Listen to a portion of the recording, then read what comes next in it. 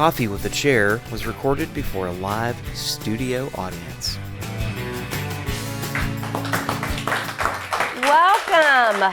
Welcome to Coffee with the Commissioner. I am Teresa Aronson from the St. Lucie County Chamber of Commerce. It's our pleasure, our honor to facilitate this event. We do it every second Friday of the month, and it's free. It's open to the public. We throw in coffee in Danish, courtesy of Steamworks. Mike from Steamworks has been so good to us, and he always puts a fresh, unique brew out for us, so we're excited about that. And of course, thanks to A&G Pools for being our sponsor year after year. And thank you to this lady. She is our Board of County Commission Chair right now, Kathy Townsend. Well, I'm one of five. Next year, you'll have somebody else up here. Yep, you guys rotate, don't you? We do. Yeah, it's very fair. Nobody has to run for mayor or That's board. right. We just rotate through. Yep. But you've done this before. You've been 2020, our yes. 2020 chair. You got a lot of new people on the commission. There's a chance of more new people coming up in Next 2024. Year, me and two others are up for re-election if we run again. Right. And I think a couple of you haven't even announced yet, so we don't even know. That's correct. Yeah. Me and Commissioner Zadowski, we haven't decided. Yes. Interesting, right? So if you got, we could possibly have 3 new commissioners. Yeah. Which changes the whole dynamics of the county because it's a whole new board. You got 2 new sitting there now, so you'll have 5 new commissioners. Basically 5 commissioners, all 5 brand new within 2 years. And a new county administrator. Yeah. And assistant county administrator. Everybody's new. New director of planning. I mean, is very few that have not changed. So that's always very interesting. Yeah, it'll be an interesting year. Yeah, I'm looking forward to it. It's always, so sometimes change is nice, but having historical knowledge is nice. So I have mixed feelings about it. I do too. It's just like, Franny, she was there for 20 years and she brought a lot of knowledge on the water and this beach sand and stuff. And so that was always comforting to know when that stuff was coming through. She had the relationship with the Army Corps of Engineers.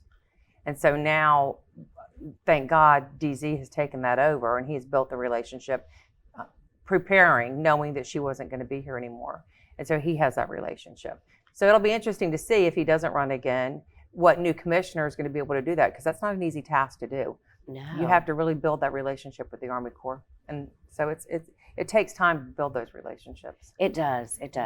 And then last month we learned that there is a new people at the airport. There is. We have a new airport director, Cameron, and we didn't go out for the private partnership. So now we are just letting, if you want to come, you have a business or a private person, you want to have a hangar for your plane, you can come and do the long-term lease and build your hangar. Yeah. And I like that model a lot better. I do too. I don't think government should compete with private businesses. And I think that, you live here and you want to come here. It's your land, so you should have the right to come and do what you want to do. Government shouldn't compete. So I'm happy that we went that direction. Yeah, me too. And I think you're right. Government is not intended to compete. It's not. It's there to aid and assist and help. It's just like the runway. We can partner with somebody that wants to put in a big business out there. They can share costs some of the runway, but I think it's up to us to build the runway to let the businesses come and be successful. And those of us that live here and want to keep a plane here, we should provide the runway for them. We're in our 139 certification. Yeah. So we will get that. The applications are in, and we're going to be totally certified, up and running, true.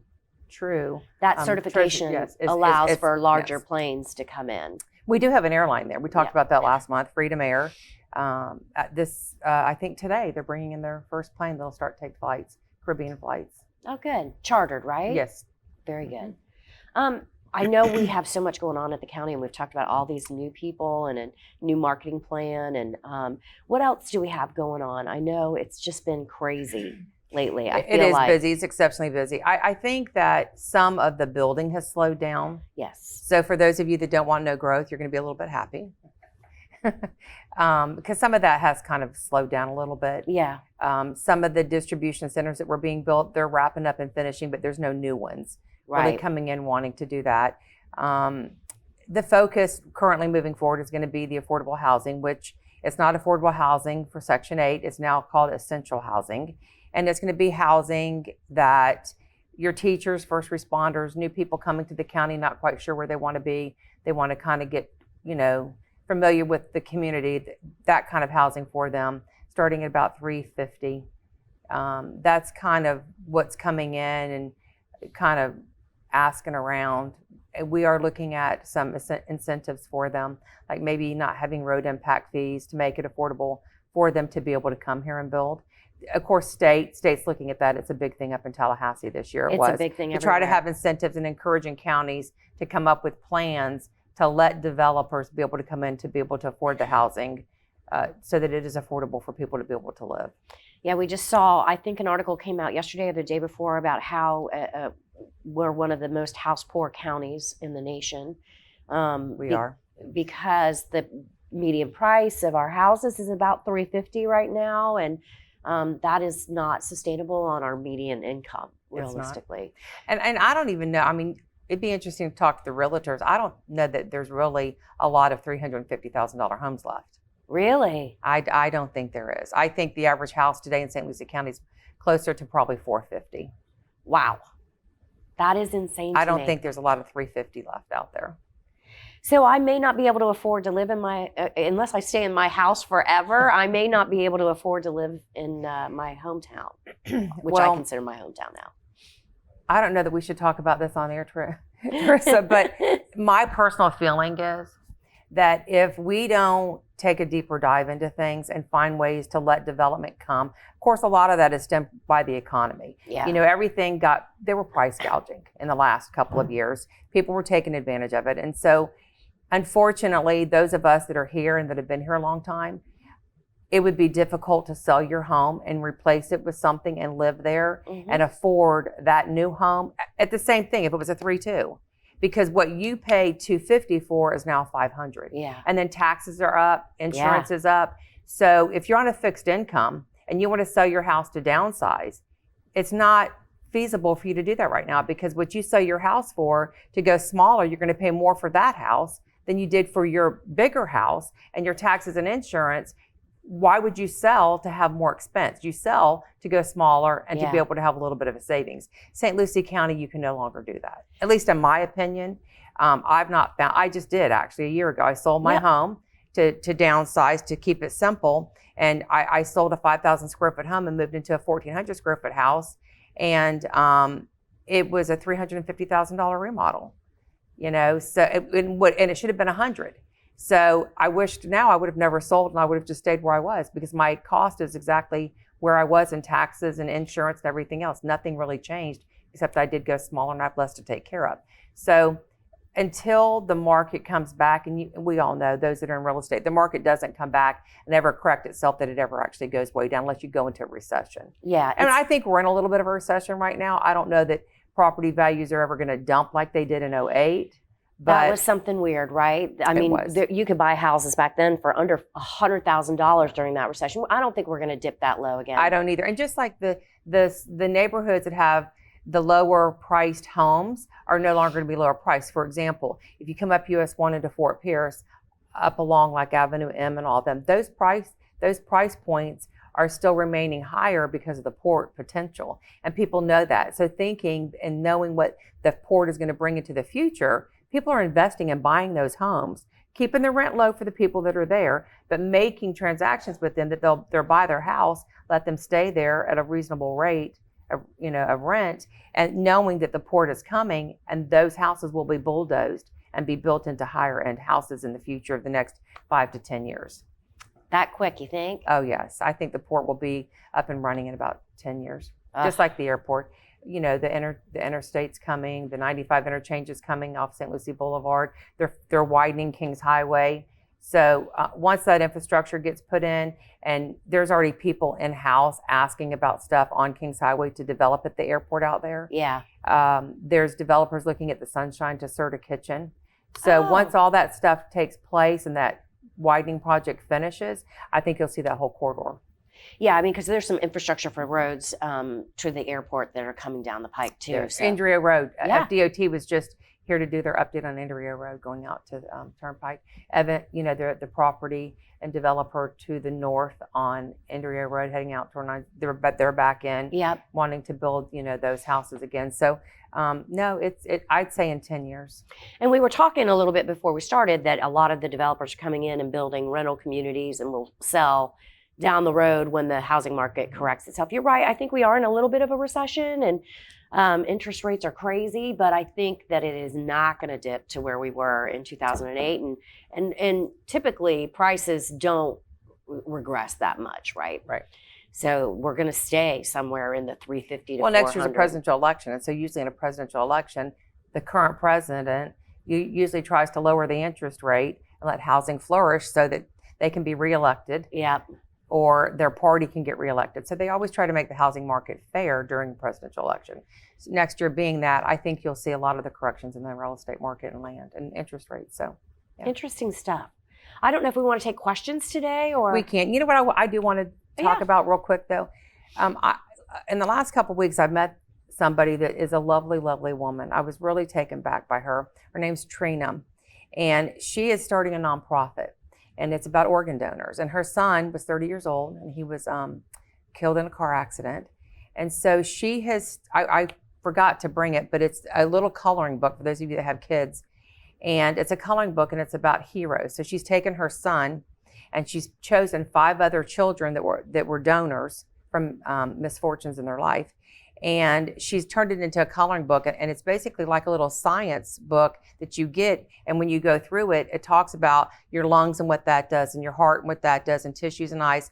And so for people that have kids, or it's just a nice little coloring book to do, but it's something to place around and share. So eventually I'm going to try to help her get out there and get started with this. I'm having some conversations with the school board to try to put it, mainly because it's health and science, but Right. she's turned it into a positive.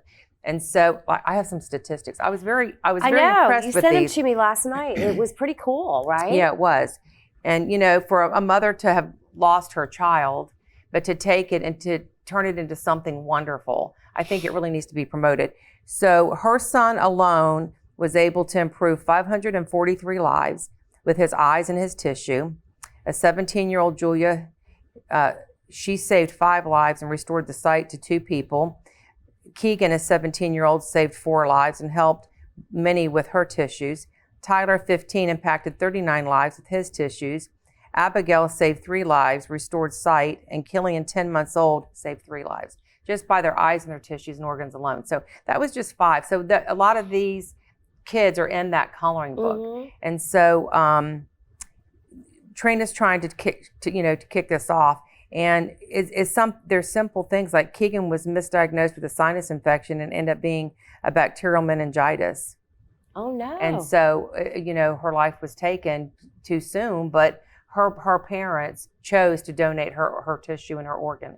So I think it's wonderful, and it's a wonderful nonprofit for her to go out there and educate. So someday I want to have her on the show I and would, let her 'cause I talk have a little bit questions. about that. I know you can sign up when you get your driver's license, You right? Is can. that good enough? And Yes, it is. Okay. Because I inquired about that. So Yeah, because I feel like sometimes they tell you, oh no, your family still has to sign off on it. no. So when you go to get your driver's license, they ask you that question now. Yeah. And if you sign up to be an organ donor on your driver's license, if you're ever in an accident or something, they actually can take your organs and the things you want to donate, and they can take it on to a recipient that you're a match for.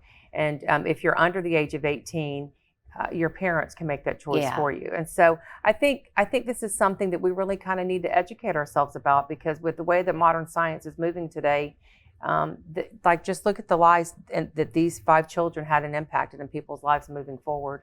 So she's out of town, and it was short notice when I called her. Oh. So because I was going to have her come on today. Yeah. So we will plan something to have her come on the show and talk about that and show her little book and stuff. I was very, very impressed when I met her. Nice. Yeah, it was great. I love the idea of organ donation. I think it's important. Yeah, I'm an organ right? donor. And they Yeah. just put it on your driver's license. It's a little sticker thing that comes at the bottom. Your tax collector right here can do it for you. Yeah, I got to make sure it's on mine. I don't Yeah. know. I always say I will do it, but yeah, my husband knows that. Very good. And I do want to say thank you to those of you. We have some new people that showed up We today. have a lot of new people that We showed up do. today. We have a great audience. And I don't know, Mike, if they want to ask some questions. Does anybody have any questions today? There was a couple questions on development, and I think we got the one answer is the multifamily dwellings are going to go on US 1 where the old driving range was, and another one was for something in the city of Port St. And Lucie. we touched on a little bit too. So, because one of the questions was about the development. So the new norm for development is a lot of the developers today, because of the cost of what they've paid for their property and the impact fees, they have turned them into rentals. And there is a lot of people that are concerned about that. So what most of them are doing are they're making them gated communities and HOAs so that they're made sure that they're maintained and garbage is picked up, and they're not a rental community that people kind of think, right? And then at the end of the day, when prices come back, they will offer those houses to the people that are in there renting. They'll have first option to purchase. And then it will then convert over into a neighborhood to be sold. But it's not cost effective right now with what they pay for property, the impact fees, building cost, material, to be able to make any money off what they've purchased for the land. So that's the new model. I know the county is looking at something where we have some land and we'll do long-term leases with developers like the Blue Sky. Yeah. So if you want to come in, you want to build a development of some essential housing, instead of having to buy the land, we'll do long-term, like 99-year leases with you. So those To are make just it affordable. to make it affordable for a developer to come in and build. Because that's the problem, right? The market dictates. And if it's not economical for a developer to build affordable housing or essential housing, they just are not going to be able to do it, right? Because they have to run a company successfully. So yeah, it's and with that too, I always get questions. People don't want growth and people don't want the building. But the thing that people have to understand is, realtors do understand this obviously, is it's not, as in my position as a commissioner, I can make that choice. If you have property and it is zoned for what you want to do, if I don't approve that project, I'm going to open us up for a lawsuit. And I'm going to waste tax dollars because you're going to win. You're going to win because the law states you can do that on your property. So it's not up to me to say, I don't want you here, I want you here. It's up to me to make sure that you're following the rule, and where you're developing and what you're doing, you're not going to have an adverse effect on the neighborhood that you're going around. So I can make it a little bit stricter in your site plan by when you come forward saying, well, you're wanting to put in a 7-Eleven, you're backing to residential neighborhood, you're zoned commercial, you're backing to residential. I can put in hedging and fencing and say your lighting's got to change, and I can put criteria on the project, but I can't deny the project if it meets code. And so that, I think, is really, really the hardest thing for people to understand, is you have to honor the rights of property rights. So. You do. And it's interesting because I feel that people really don't get it in Port St. Lucie. And it was established in 1962, and it's already the 6th largest probably city in Florida. And people don't understand that when GDC established it, they had all that acreage and every single ounce of it was residential. They did no commercial. And so all of it was privately held, right? They sold them way back in 1960s and 50s. And so the government now doesn't own any of the land and has no right to impede development on that land. We can't. We'll be sued. Yes. And then that just means that attorney's going to get a new Mercedes-Benz, and I really don't want that to happen. And your tax dollars pay for those lawsuits. Yep, absolutely. They do. That's what I'm saying. It's not counterproductive. It's just counterproductive. The only thing you could do is eminent domain, and that's very difficult and we don't to prove. do that. Yes. I don't think you would have 3 commissioners ever agree to do that. I would never support that. I'm not here to take away people's land. Yeah. We have to find a way to get there in a roundabout And they way. compensate you for it, but still, But it's it's very still difficult. not fair market value. Yeah, it's a little tough. not. So, and then that's very, very costly too for taxpayers to go through that process to be able to do that. So the reality is that, you know, the development is going to happen whether we like it or not. And I always try to warn people, when you're shopping and you see this beautiful empty lot with a lot of trees and some gopher turtles on that property, just remember, somebody owns that, and it's not probably going to stay like that forever. And people really don't get that. The other thing we were talking about earlier was your leadership Yep. and our Citizens Academy at the county. Yep. We do those 4 times a year, but the realtors and I are putting something together. Did you know that? No. I know something you don't know. How is that possible? That has happened before on this show. Check the tape. Yeah. Okay. Yes. So I have gotten with the realtors, and we're going to start doing like a little county tour. Oh, I love that. We're going to get the bus, and they're going to come, and it's going to be limited to the first 30 that sign up. Okay. And we're going to do a little tour of the county, kind of like Citizens Academy, but I'm not going to dive in that deep. Okay. But they are going to go and visit like EOC, the landfill, and they're going to see a lot of the different assets of the county and kind of learn a little bit more about how the county works. And then there's going to be a little bit of trivia on the bus going to and from. Love it. So any realtors out there, make sure you stay tuned because there's going to be some little bus tours coming. I used to do a Chamber 101 with the realtors. I need to get back into that, but I think it should be something more expansive. Well, I'm looking forward to doing this. It's going to be fun. I think it's awesome. And we talked about the fact that the citizens academies with the county and other jurisdictions are free and open to the public. All So, this yeah, is free. Yeah, I think they should do it. Yep. I think it's great when people want to find out how government works and understand things, especially realtors. Realtors are really the forefront of what builds the community. So I was glad that in having that conversation, they have me come in once a year and speak. And it was something that we talked about. So I was glad that it's kind of coming to fruition. We're going to do that because I think there'll be a lot of good conversation. Good. Yeah. Any questions from the audience today? Kathleen Stublow has one. She's a realtor. Okay. Any update on the Amazon building on Midway? Do you want to answer that? I do not. Do you? Well, let me just say that as of right now, it's temporary on hold. Thank you. Yeah. That was, I got asked to give an update on Development Review Task Force and the impact fees in Port St. Lucie the other day in front of the city manager. And I said, I don't want to. Yes, yeah. it's on hold. Amazon has done quite a few layoffs. They are moving forward with the project in Port St. Lucie South, and that building has kind of been put on hold for now. Yeah, Port St. Lucie South is up and running. It's up and running. Yeah. Yes. So we have some available spec space too in distribution in Fort Pierce. We have a northern Fort lot Pierce. of distribution space. There's a lot of distribution centers that were built thinking all these companies were going to come, and they haven't. So I think that the developers that develop them are going to have to relook at what they're going to do to fill the spots because there's going to be a lot of empty spots with the distribution buildings that were built. Unfortunately, I think they're going to have to relook at some stuff. I think they're going to have to figure out a retrofit on those because I'm concerned too. But I don't know. I'm not the Economic Development Council, so I don't want to speak for anybody. But I'm the chamber. Yeah. That's not my purview. But yeah, there's a lot of warehouse space available. Yeah. Anybody else have any questions? And you can. Oh yeah, April King from Coke. The very large buildings that are going up right now, right off Kings Highway behind the Wawa, and then there's another one behind Love's.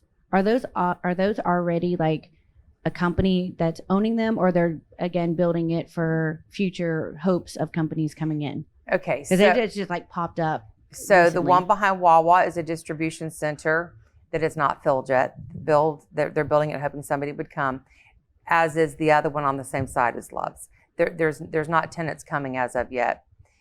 There are two buildings going up on Okeechobee Road, which that's the city, but I can tell you that one is going to be one of those quick lube oil changes, and the other is going to be an Aldi's.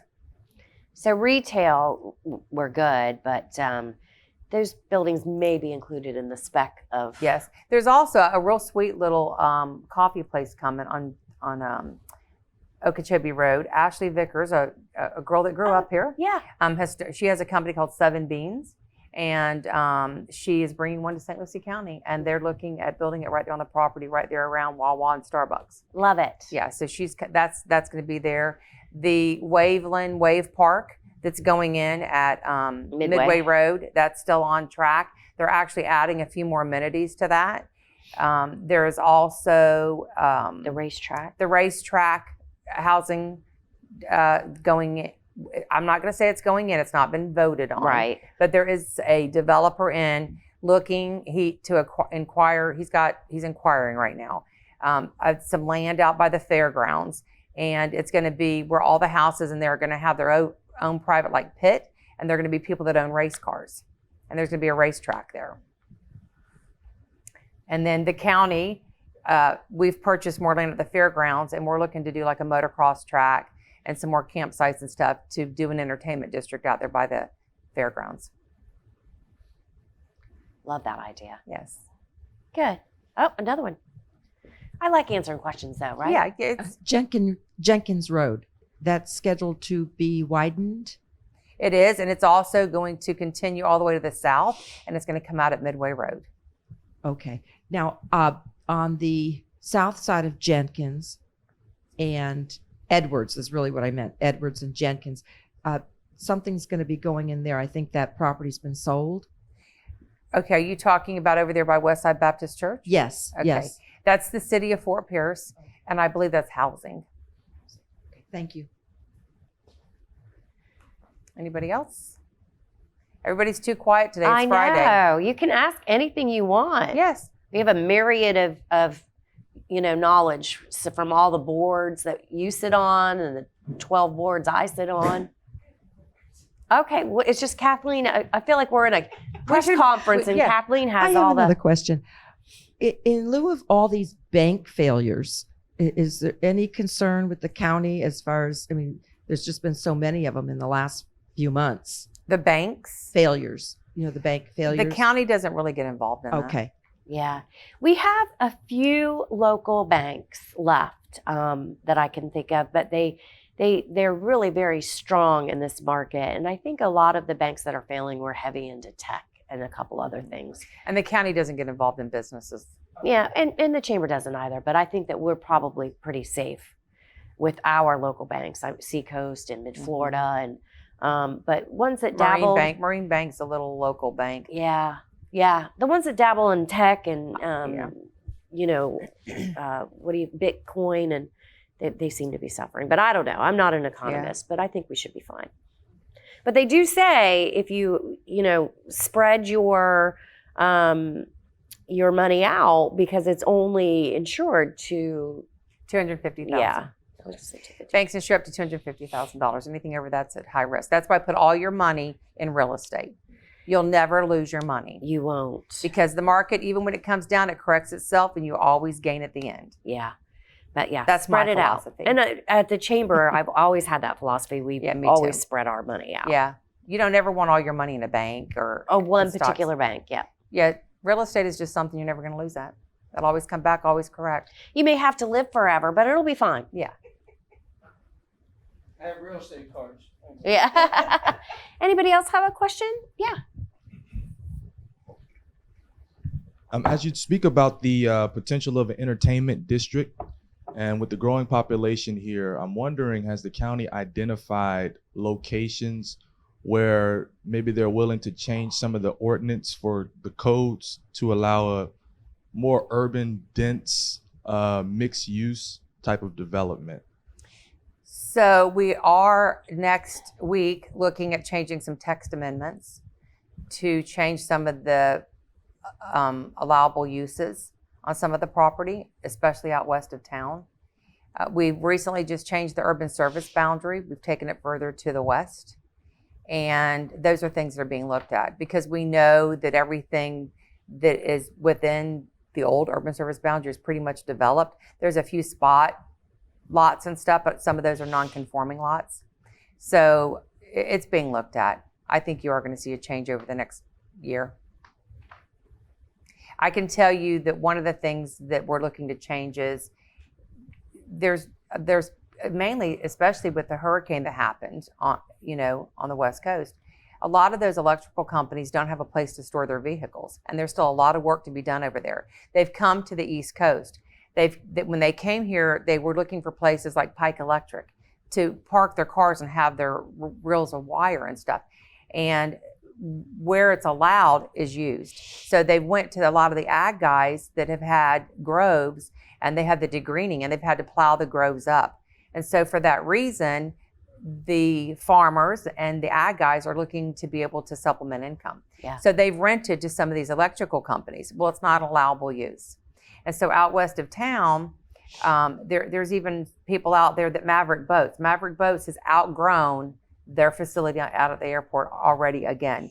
So they have gotten with a gentleman out there, and they're parking their boats out there before they're delivered. Well, that's not an allowable use. So a lot of these people have been cited with code violations. So we are looking at changing the text amendment to allow that as a use on the ag lands out west of town, and changing it that it will be an allowable use in your ag-related properties. So it's a conversation we're going to have next Tuesday to be able to change the text amendment to make that allowed. And currently right now, even if it was allowed, if you have that piece of land, it's not really cost effective for you to do it under the current code because it requires you to have parking site plans, asphalt, right? So Drainage. So say you have 10 acres and you do that, but then 15 years from now, you decide you don't want to do it anymore, and I buy the land and I wanted it as a house.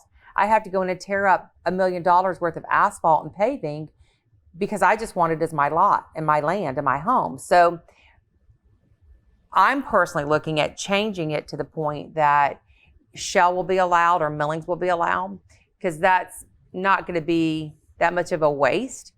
And it's something that we need to identify that that's needed space, especially when disasters happen and those companies need to come in and they need to have a place to park their vehicles.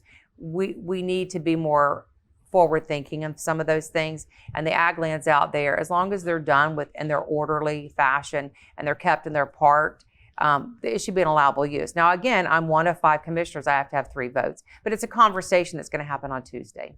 So by the time this meeting airs, actually, we'll already know if it's going to move through and go into a meeting. So yes, we are having those conversations. So that was a good question. Anyone else? Wow. Y'all are just too quiet today. I know, and it's an opportunity to find out anything. Even when we don't answer a question, it tells you a lot. And if we don't know the answer, we'll always get it and get back to you with it and let you know what the answer is. So yeah. But Good. again, thank y'all for being here. I enjoyed it. We have a lot of businesses here today too. Yeah, great audience Yeah. today. I appreciate them coming down. And you've been so good about being consistent about Second Friday. And I find that if you can be consistent, the audience will build and build and build. So I appreciate that very much because the consistency helps so much. Okay, Kathleen. Go ahead. We talked too long and Kathleen thought of another That's question. The port. I worked on that in the early 2000s, the seaport. What are the plans for that? That's very exciting because at that time we had a very no growth commission, and I was the former for the airport. I was the former trade zone manager, and then I worked with the Bells with the seaport, and I was so excited about it. But it's taken 20 years now, so I'm curious as to how it's coming along with the seaport and what we're going to do there. Okay, so we recently, in the last month, divided the port and the airport. We have 2 separate directors now. Josh, who was our engineer who took care of our beach, is now over the beach and the airport. We have hired somebody new out at the airport. So there are 2 divided ports with 2 different port managers currently today as of a month ago. Yeah. And in the past, you're correct, the current commissioners did not have the desire to build and move forward. This board does, and we have. And we have recently done a rendering of what Harbor Point's going to be. And we have recently negotiated with the Bell sisters. We owned 10% of the Bell property, and we have negotiated with them that we have traded our 10% for the 2 roads that go through Harbor Point. If you're familiar with the port, you'll follow me. Those that are home that watch this will follow me. Those of you that don't understand it, Harbor Point is the northern part of the port that's down there by Cracker Barrel. Not Cracker Barrel, Cracker Boy Boat Works. And Taylor Creek Marina. Yeah. So the property back in there's a little park. It's where we have our underwater reef project stored. That's county property. But within that area, there were 2 roads that came across US 1. Avenue M was one of them. It was deeded but never pushed through and developed, but it was a deeded road. Those roads were owned 2 by the city of Fort Pierce, and 2 of the sections in there were owned by part of the Bell family. So what we have done is the county's negotiated with both, and we have done a land swap with the city to take on so that we can continue the road straight into Harbor Point off of US 1. And we have also taken our 10% that we had with the Bell family, and we have traded off that property. So now all of that northern part of Harbor Point is now going to be owned and managed by the county. We've recently done a rendering, and we are looking to somebody to come in and develop some small shops and restaurants. We're going to have a little possible marina back in there. I'm wanting to have some tourism where you can have underwater snorkeling tours. We're going to have a little fishing dock. There'll be some boat parking. We're going to add at least 4 more boat ramps and there's going to be some parking in there for some of the fishermen and their boat trailers. And so currently that's kind of the vision of what the county has. The Fisherman Wharf part, which is up by the bridge, that's owned by the city of Fort Pierce. And I can't speak for what they're going to do. The county does have 2 lots that are in that vicinity. We did have some conversations with the gentleman that wanted to develop an area of that. I don't know that that project's going to come to fruition and happen there. I can't speak for the city of Fort Pierce, but our 2 lots that are there, we are open to have conversations with anybody that wants to do something, should we be able to help them. So as of about 3 weeks ago, the Harbor Point area of our port is going to be able to be developed. I'd say in the next 60 to 90 days, it should all be cleared up and all the deeds should be transferred and paperwork signed. And the other thing that we are looking at in there is a small amphitheater.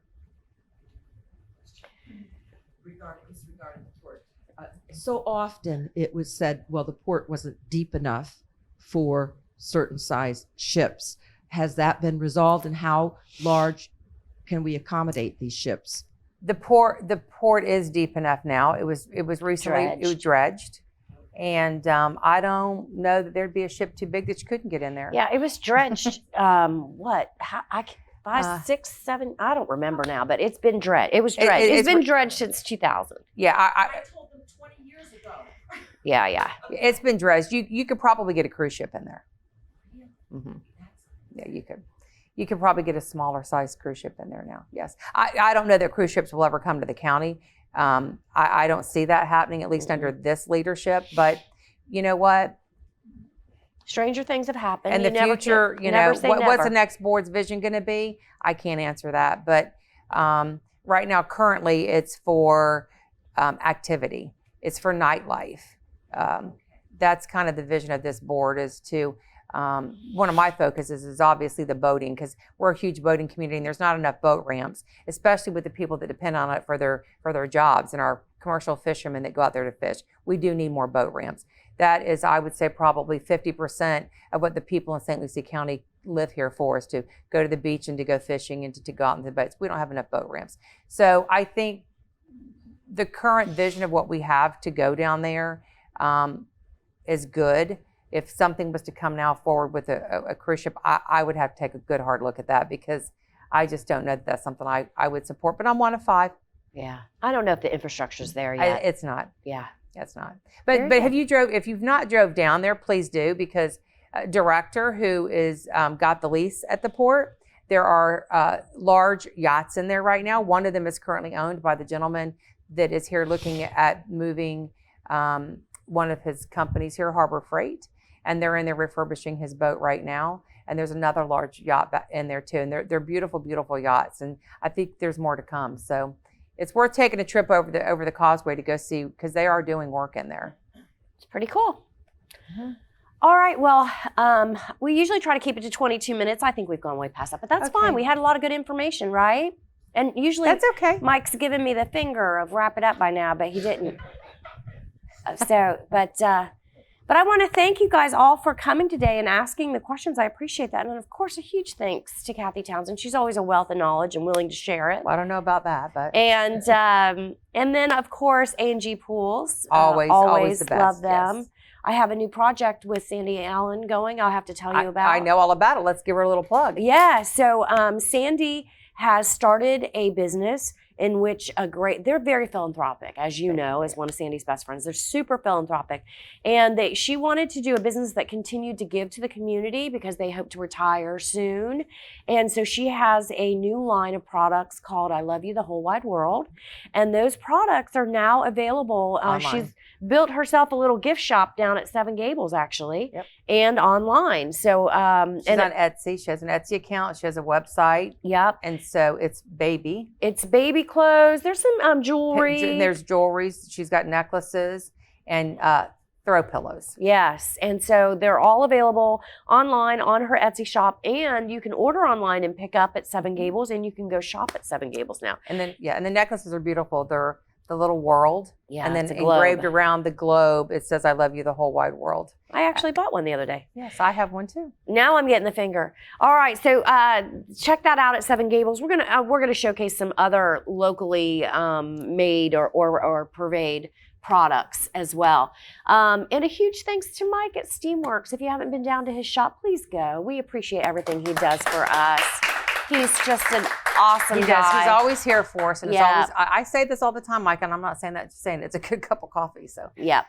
And of course, thanks to the crew here at Yep. SLCT Studios, Mike and Stefan. And thanks again, everybody, for joining us. Have a great day. thank you.